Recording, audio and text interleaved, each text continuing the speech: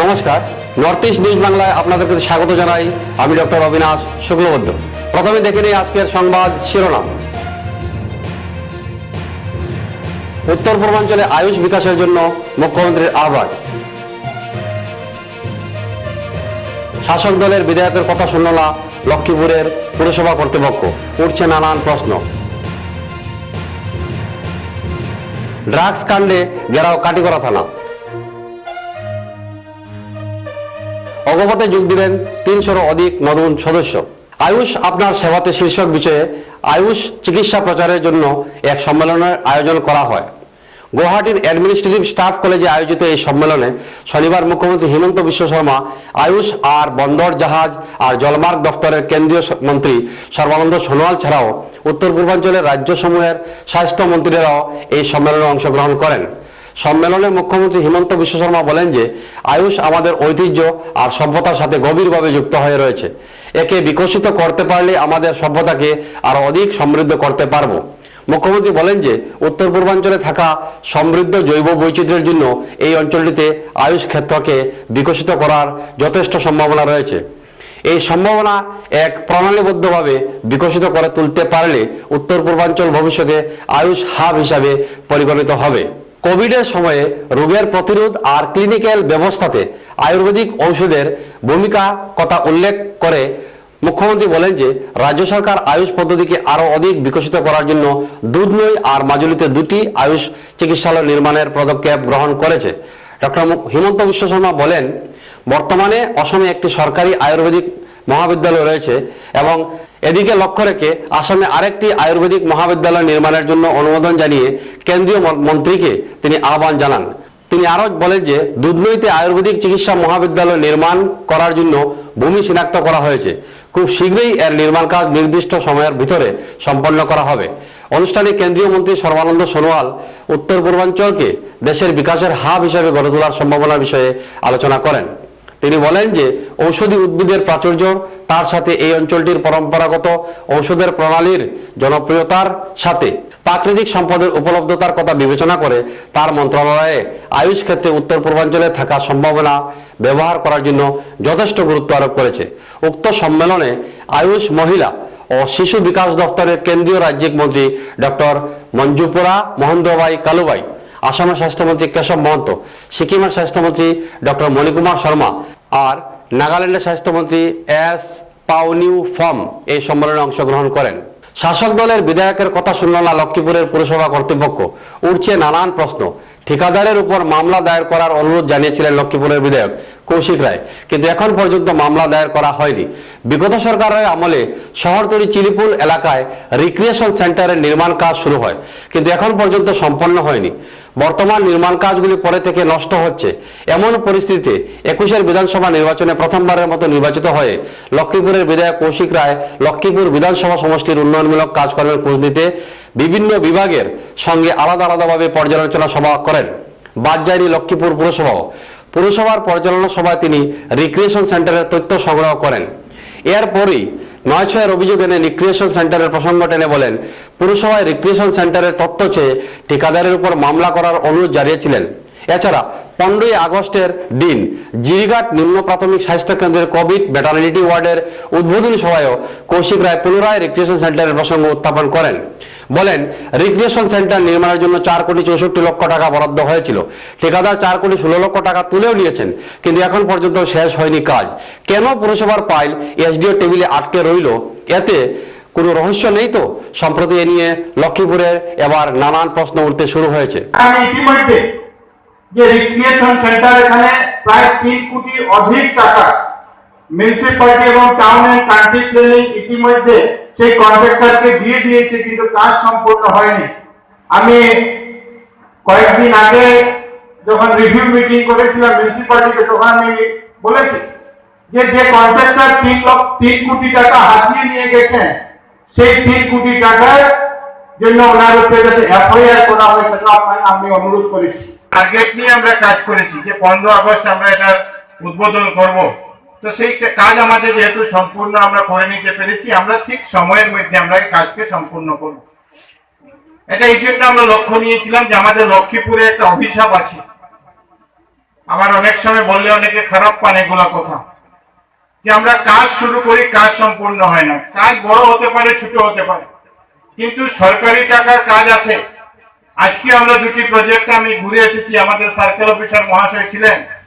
একটা recreation centre তৈরি হয়েছিল, 4,64,00,000 টাকা রিক্রিয়েশন সেন্টার কাজ শুরু হয়েছিল, আজ পর্যন্ত সম্পূর্ণ হয়নি। 4,16,00,000 টাকা পেমেন্ট হয়ে গেছে। সরকারি টাকা কিভাবে নয়ছয় করা হয়েছে, একটা দুটা নয়, উদাহরণ যদি আমরা দিতে যাই তো আমরা উদাহরণ শেষ করতে পারবো না। অগমতে যোগ দিলেন 300-রও অধিক নতুন সদস্য। কাছাড় জেলায় অসম গণপরিষদ দলের যুব পরিষদ শিলচর শাখার কর্মকর্তারা রবিবার শিলচর রামনগরে এক সভার আয়োজন করেন। এদিনের সভায় কংগ্রেস, AIDF এবং বিভিন্ন সামাজিক সংস্থার প্রায় 300-রও অধিক কর্মকর্তা অসম গণপরিষদ দলে আনুষ্ঠানিকভাবে যোগদান করেন। পরে সাংবাদিকদের সঙ্গে কথা বলতে গিয়ে দলের রাজ্যিক সাধারণ সম্পাদক রাজীব সিনহা জানান, বর্তমান সময়ে দলকে অধিক শক্তিশালী করা তাদের একমাত্র লক্ষ্য। তাই প্রত্যেক জেলার যোগদান কার্যসূচি চালিয়ে যাচ্ছেন কর্মকর্তারা। তিনি আরো জানান, সম্প্রতি লক্ষ্মীপুরে প্রায় 500 জন দলে যোগদান করেছেন। আগামী সেপ্টেম্বর মাসের 10 তারিখের মধ্যে দলের কর্মকর্তাদের একটি পরিচিতি অনুষ্ঠান অনুষ্ঠিত হবে। সেই সভায় 1000 থেকে 2000 লোক দলে যোগ দেবেন বলে জানান তিনি। এদিনের যোগদান সভায় এজিপি দলের রাজ্যিক সভাপতি রাজীব সিনহা, জেলা সম্পাদক সুরজিৎ সিনহা, শিলচর এজিপি বিধানসভার সভাপতি আওয়াল বরলস্কর, যুব পরিষদের সভাপতি শাহিদুল আলম বরবুইয়া, জাভেদ চৌধুরী, কাটিগড়া বিধানসভার সভাপতি আকবর হোসেন লস্কর সহ অন্যান্য কর্মকর্তারা উপস্থিত ছিলেন। আজকে কাছাড় ডিস্ট্রিক্টের শিলচর সমষ্টির অগবদলের উইংস যুব পরিষদের একটা জয়েনিং কার্যসূচি একটা চলছে। আজকের দিনে 300 থেকে 400 জনের জয়েনিং হয়েছে। এখান থেকে ম্যাক্সিমাম কংগ্রেস আর UDF আর অন্যান্য NGO আর অন্যান্য সংগঠন থেকে আজকে জয়েনিং করছে। আমরা বরগোলাতে জয়েনিং হয়েছিল 400 জনের মতো। আর এই প্রোগ্রাম শেষের পরে আমরা লক্ষ্মীপুরের একটা জয়েনিং প্রোগ্রাম আছে। এই জয়েনিং প্রোগ্রামের আমরা টার্গেট আছে এখানে 500 জনের মতো জয়েনিং হবে। তারপরে আমরা সেপ্টেম্বরের 5 থেকে 10 তারিখের ভিতরে আমরা ইন্ট্রোডাকশন একটা প্রোগ্রাম আছে, তার মধ্যেও আমরা 1000 থেকে 2000-এর ভিতরে আমরা জয়েনিং একটা প্রোগ্রাম হবে। আর যেভাবে আমরা জয়েনিং প্রোগ্রাম চলছে, আমার দৃঢ় বিশ্বাস যে আগামী দিনে বরাকবেলিতে শুধু কাছাড় ডিস্ট্রিক্টে নয়, পুরো টোটাল বরাকবেলিতে আমরা এজিপি দলের ব্যাটিং শক্তিশালী হবে। প্রায় 70 জনের এক বৃহন্নলা দলের আগমন ঘটল শহর শিলচরে। দুপুরে কাঞ্চনজঙ্ঘা এক্সপ্রেসে বহিরাজ্য থেকে এই দলের আগমন ঘটে। দলের সদস্যদের সঙ্গে কথা বলে জানা গেছে, আগামী 2 মাস সময় উপত্যকায় তারা থাকবেন। স্টেশন থেকে বেরিয়ে তারা রংপুর আঙ্গারজুড়ে চলে যান বলে জানা গেছে। বিজেপি কাটিগড়া মণ্ডলের উদ্যোগে সিদ্ধেশ্বর প্রগতি সংঘের মিলনায়তনে সম্প্রতি কোভিডের 3য় ঢেউ মোকাবিলার জন্য প্রত্যেক বুথ থেকে 2 জন করে স্বাস্থ্য স্বয়ংসেবকদের নিয়ে 1 দিবসীয় প্রশিক্ষণ শিবির অনুষ্ঠিত হয়। শিবিরের শুরুতে বিজেপির কাটিগড়া মণ্ডল সভাপতি বিশালাক্ষ দেব বাবলা প্রদীপ প্রজ্বলন করে অনুষ্ঠানের সূচনা করেন। এরপর অতিথিরা ভারত মাতা, পণ্ডিত দীনদয়াল উপাধ্যায়, ডাক্তার শ্যামাপ্রসাদ মুখার্জির প্রতিকৃতিতে পুষ্পার্ঘ্য অর্পণ করেন। তারপর সভাপতি বাবলার পৌরোহিত্যে অনুষ্ঠিত প্রশিক্ষণ শিবিরে বক্তব্য প্রদান করেন কাছাড় জেলা থেকে প্রশিক্ষণ বিভাগের ডাক্তার প্রবাল পাল চৌধুরী, কাটিগড়া মডেল হাসপাতালের superintendent doctor Ratna Chakraborty, doctor Manjurul Haque, দক্ষিণ কাটিগড়ার জেলা পরিষদ সদস্য অসীম দত্ত প্রমুখ। এদিনের শিবিরে অন্যান্যদের মধ্যে উপস্থিত ছিলেন প্রাক্তন মণ্ডল সভাপতি নির্মলেন্দু চক্রবর্তী। মণ্ডলের স্বাস্থ্য স্বয়ংসেবক অভিযানের 4 জন স্বয়ংসেবক যথাক্রমে ভৃগুলাল দাস, অনুজ দেব, অমলেন্দু মালাকার, বাবলিনাথ। তাছাড়াও উক্ত প্রশিক্ষণ শিবিরে স্বাস্থ্য স্বয়ংসেবক ছাড়াও বিজেপি কাটিগড়া মণ্ডল কমিটির পদাধিকারীরা, শক্তি কেন্দ্র প্রমুখ, বিভিন্ন মোর্চার মণ্ডল সভাপতি, গ্রাম পঞ্চায়েত সভাপতি ও আঞ্চলিক পঞ্চায়েত সদস্যরা উপস্থিত ছিলেন। এদিনের শিবির পরিচালনা করেন মণ্ডলের সহসভাপতি সজল দেব। যাতে এখন ম্যাক্সিমাম বাচ্চাদের যে প্রকোপটা আসবে সেটা হলো নিউমোনিয়া। যে আমরা বাইরে থেকে অনেকের সাইনাসের প্রবলেমও থাকে, সেই সাইনাসের প্রবলেমটাও ভালো হয়। সাথে আপনার যে এই যে থার্ড ওয়েভটা চলছে সেই থেকেও আপনি মুক্তি পাওয়ার চান্স আছে। তো আমার কাছে আপনাদেরকে দুজন করে যে আমরা দূর থেকে নাম দিয়েছি, ওদের কাছে থার্মোমিটারটা আসবে, যে কিভাবে আপনারা টেম্পারেচারটা দেখবেন এবং আপনারা কিভাবে সাজেশন করবেন, এগুলো তো আমরা বলছি। সম্প্রতি কাটিগড়ার চেরাগি বাজার এলাকার পাহারাদার সিরাজউদ্দিন বড়ভূইয়াকে বেধড়ক মারধর করেছে কতিপয় ড্রাগস মাফিয়া। এ মর্মে সোমবার কাটিগড়া থানা ঘেরাও করে অভিযুক্তদের দৃষ্টান্তমূলক শাস্তি প্রদানের দাবি জানান এলাকার জনগণ।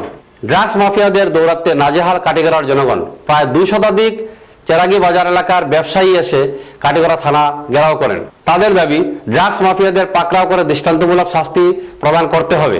ড্রাগস মাফিয়াদের সঙ্গে থানার একাংশেরও যোগসাজিশ রয়েছে বলেও অভিযোগ উত্থাপন করেন এলাকার জনগণ। বিগত কয়েক বছর থেকে আমরা হলে দেখি ইয়ার বিশেষ করে কাটিগড়া জিপি, রাজাটিলা জিপি, এই দুইটা জিপি ড্রাগস ব্যবসায়ী যে আল্লাহতে উপদ্রব শুরু করছেন, কিছু এর বিরোধী মানুষ আছেন যারা এর প্রতিবাদ করে, এদেরকে চিহ্নিত করে, এদের ব্যবসার প্রতি কোনো সময় এরা ব্যবসার প্রতিহত করার চেষ্টা করে বা প্রতিবাদ করে। এই ধরনের প্রতিবাদ করার কারণে আমরা চেরাগি বাজারের পাহারাদার সিরাজউদ্দিন তাই এই ধরনের নানানভাবে এই ধরনের ড্রাগস ব্যবসায়ীদেরকে প্রতিহত করার চেষ্টা করি। এই যে ড্রাগস ব্যবসায়ীদের প্রতিহত করার কারণে গত রাত্রে 10 ঘটিকার সময় তার উপরে যেভাবে প্রাণঘাতী হামলা করছেন 2-3 দুষ্কৃতী ড্রাগস ব্যবসায়ীরা, এই ড্রাগস ব্যবসায়ীদেরকে বারে বারে কাটিগড়া প্রশাসন অ্যারেস্ট করে, কিন্তু 2-3 মাস পর আবার ওরা ফিরিয়ে আইয়া তারা যেভাবে ব্যবসা চালাই যায় এর চেয়ে আরো অধিক ব্যবসা শুরু করে। গতিকে আমরা কাটিগড়া প্রশাসনের কাছে একটাও দাবি, যাতে এই ধরনের দুষ্কৃতীদেরকে মানে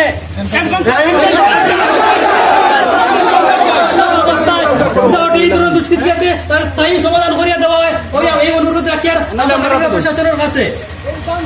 এগুলো বাসা হয়ে গেছে গিয়া ডাকসর অফিস বেটিও গেছে, বাপেও গেছে, হাবুগুলি গেছে।